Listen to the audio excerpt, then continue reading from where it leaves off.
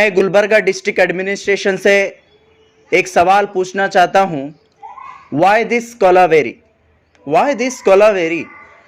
जब सेक्शन 144 तोड़कर वक्फ बोर्ड के ट्रिब्यूनल का जो ऑर्डर है उसको तोड़कर 500,000 लोगों की रैली लेकर एक शासक, एक union minister government degree college के अंदर पनाह लेते, गवर्नमेंट फायर स्टेशन पर पनाह लेते अलंद के, और उसके बाद गवर्नमेंट बस स्टैंड में जमा होकर वो एहतजाज करते, लेकिन कोई उसके ऊपर बात नहीं करता, कोई उसके ऊपर एफआईआर नहीं होता, कोई उसके ऊपर कार्रवाई नहीं होती। जब इसके बारे में एसपी मैडम से सवाल किया जाता तो एसपी मैडम बोलते मैं वर्दी पहनकर बैठी हूं, यहां पर किसी का पक्षपात करने के लिए नहीं बैठी हूं बोलकर एसपी मैडम बोलते हैं।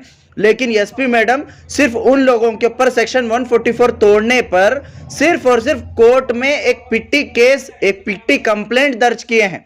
उसके अलावा उन लोगों के ऊपर कोई कार्रवाई नहीं करे।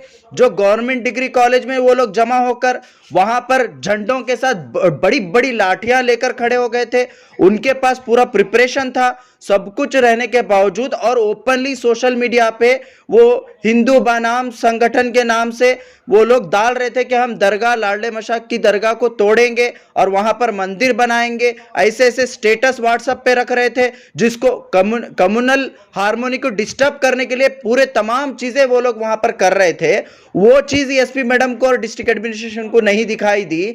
लेकिन अलंद के अंदर ये बोल रहे हैं कि हजारों लाठियां मिली, पत्थर मिले, सब मिले। क्या आपका इंटेलिजेंस क्या सो रहा था? क्या नींद की गोलियां लेकर सो रहा था? क्या आपको नहीं पता था कि इतना सेंसिटिव केस है बोलकर? क्या आपको नहीं मालूम था? क्या आपको नहीं पता था इसके बारे में?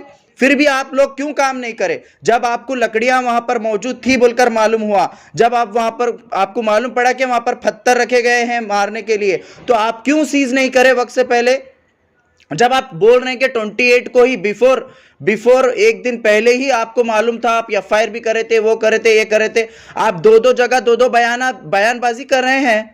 आप एक ओहदे पर हैं, आप एक आईपीएस ऑफिसर्स हैं, आप एक आईएएस ऑफिसर हैं, आप लोगों को किस तरीके से बात करना चाहिए आपको खुद को नहीं मालूम?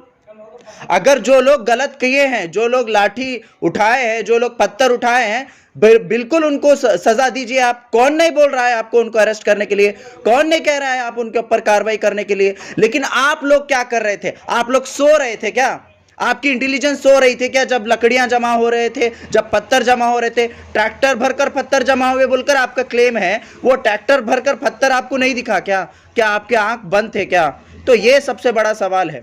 उसके बाद जो अलंद के अंदर ये बोल रहे हैं कि हम पीसफुली वहां पर सब कुछ मैनेज किए, ऑलरेडी पूरी चीजें तयशुदा थी, 10 लोगों को भेजने का तय था, यहां से 5, वहां से 5। जब ये सब कुछ तय था तो आप लोगों ने जनता को क्यों नहीं बताया? जब जनता को बताना चाहिए था ना आपको, आप क्यों पब्लिक को नहीं बताया?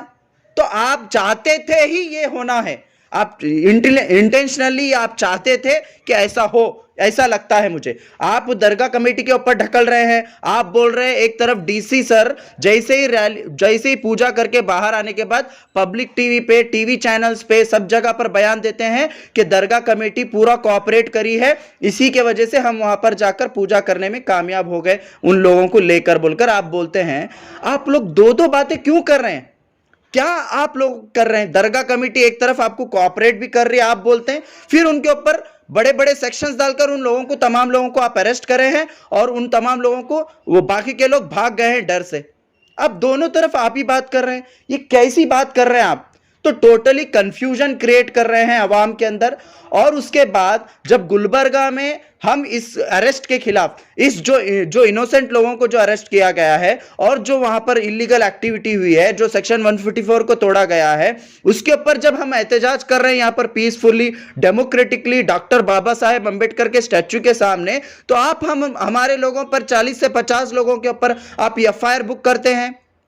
शर्म आनी चाहिए पुलिस डिपार्टमेंट को, शर्म आनी चाहिए। सेक्शन 144 तोड़कर 500,000 लोगों की रैली लेकर वहां पर बस स्टैंड में जमा होते हैं, वो जब आप एफआईआर नहीं कर सकते, आप बोल रहे हैं एफआईआर हम नहीं कर सकते इसलिए हम कोर्ट में पिट्टी केस उनके ऊपर बुक करें। वो कौन सा केस है? दिए तो छूट जाते वो केस के अंदर। लेकिन यहाँ पर जो पीसफुली, जहाँ पर सेक्शन 144 नहीं है, कुछ भी नहीं है, पीसफुली जमा होकर एक साइड पर खड़े होकर, कोई ट्रैफिक डिस्टर्बेंस नहीं, वहाँ पर खड़े होकर प्रोटेस्ट कर रहे हैं, तो उनके ऊपर एफआईआर बुक करते हैं आप। तो यहां पर क्लियरली समझ में आता है कि डिस्ट्रिक्ट एडमिनिस्ट्रेशन टोटली बायास्ड होकर काम कर रहा है। तो इसी के लिए हम सरकार से डिमांड करते हैं कि इमीडिएटली इसके ऊपर फेयर एंड क्लियर इन्वेस्टिगेशन हो। हम लोग भी फैक्ट फाइंडिंग रिपोर्ट निकालेंगे और फैक्ट फाइंडिंग के साथ में एसपी और डीसी और जितने भी यूनियन मिनिस्टर और जितने भी लोगों को कटघरे में खड़ा करेंगे। हम लोग ह्यूमन राइट्स जाएंगे और women and children welfare department को जाएंगे। आप बोल रहे बच्चे लाठी लिए, बच्चे पत्थर लिए थे, औरतें वो ली थी, क्यों वो क्या बस स्टैंड के पास आकर आपके पास आए थे? क्या आप जो प्रॉपर्टी उनकी है, जो दरगाह के पास जो प्रॉपर्टी है, उस प्रॉपर्टी को बचाने के लिए वो लोग जमा हो गए थे? वहां पर क्या हुआ? जब स्टेटस डाल रहे हैं, जब रैली निकल कर आ रहे हैं, जब सब कुछ एकदम लोगों के दरमियान में एक नफरत और एक भय का माहौल क्रिएट किया, इनको लाठी उठाने में, इनको पत्थर उठाने में प्रोवोक क्यों किए? खुद यूनियन मिनिस्टर, खुद बीजेपी के शासक, वहां के तमाम लोगों ने प्रोवोक किया। जाहिरी बात है, जो लोग अनपढ़ है, जो लोग नॉलेज नहीं रखते, वो लोग क्या करेंगे? अपने घर को बचाने के लिए कुछ ना कुछ करेंगे ना, कुछ ना कुछ करेंगे।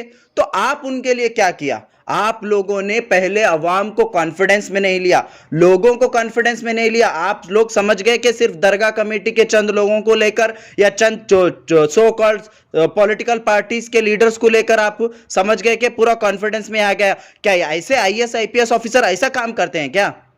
जनता को भी आपको कॉन्फिडेंस में लेना होगा। आप लोग कब से लीडर्स के ऊपर भरोसा करना शुरू कर दिए? आप लोग कब से इन लोगों के ऊपर डिपेंडेंस होना शुरू कर दिए? वैसा है तो आप लोग अपनी वर्दी छोड़िए, अपना पोजीशन छोड़ दीजिए। सैलरी लेकर क्यों काम कर रहे हैं आप लोग इतने बड़े बड़े पोजीशंस पे? तो आप लोगों की गलती है, टोटली डिस्ट्रिक्ट एडमिनिस्ट्रेशन की गलती है इसके अंदर, पुलिस डिपार्टमेंट की गलती है इसके अंदर, और वो पॉलिटिशियन जो इसके मीटिंग्स के अंदर जो मौजूद थे, वो तमाम पॉलिटिशियंस भी इसके अंदर गुनहगार है। इसीलिए ये आम आवाम सफर कर रही है। मैं एसपी मैडम से और डीसी सर से यही रिक्वेस्ट करता हूं, यही डिमांड करता हूं, जिन लोगों को भी आपने इलीगली इनोसेंट लोगों को जो अरेस्ट किया है, उनको इमीडिएटली रिहा करें। हाँ, आपके पास वीडियोज हैं, आपके पास ऑडियोज हैं, जो कुछ भी हैं, आप उनके ऊपर कार्रवाई करिए। इनोसेंट्स को छोड़ दीजिए, उनके ऊपर हरास मत करिए, और वहां जो 144 लगाया गया है उसको नॉर्मलाइज करिए और जो रेगुलराइज करिए दरगाह को। वहां पर अभी तक अज़ान नहीं हुई है, अभी तक नमाज नहीं हो रही है, जियारत नहीं हो रही है, रेगुलराइज करिए। बहुत सारे लोग वहां पर परेशान हैं, वहां पर रोजमर्रा की चीजें परेशान हैं, तो वहां पर नॉर्मलाइज करिए और लोगों को आसानी करके दीजिए। यही मेरा डिमांड है।